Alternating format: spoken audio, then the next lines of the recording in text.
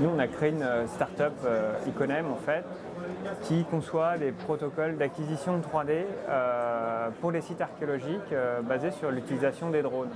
En fait, ce qu'il faut savoir, c'est qu'il y a énormément de sites archéologiques dans les pays du Proche-Orient, ou même d'ailleurs en France, qui se dégradent très vite et souvent on ne garde pas la mémoire en fait, de ces sites. Donc c'est face à ce constat qu'on a décidé de créer un peu ces technologies-là en fait, qui nous permettent, grâce à l'usage du drone, en fait, de reconstituer en 3D de manière très précise des sites archéologiques en produisant des modèles photoréalistes et très précis, quoi. Donc on travaille beaucoup en Afghanistan, on travaille au Sultanat d'Oman, au Pakistan en fait, pour justement appliquer ces outils à des sites qui sont menacés de disparition complète, quoi. Et donc ça nous permet finalement de reconnecter ces territoires qui sont éloignés, qui sont peu accessibles parce que dans des situations politiques complexes, à les reconnecter à la population, quoi, que les gens puissent les visiter au moins de manière virtuelle, quoi.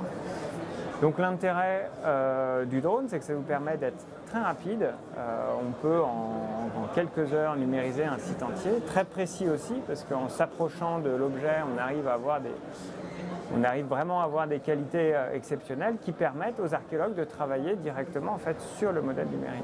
Donc c'est un double avantage pour les archéologues.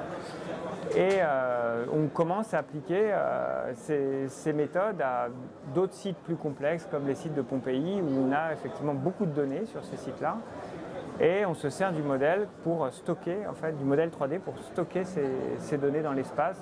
Ces données, ça peut être des données visuelles, ça peut être des données de gravure, ça peut être qu'on repositionne dans le modèle pour pouvoir avoir une image en fait de l'évolution du site à travers le temps. Techniquement, on utilise des drones donc, qui peuvent être complètement automatisés, qui peuvent être assez autonomes par rapport au terrain, donc qui interagit avec son environnement,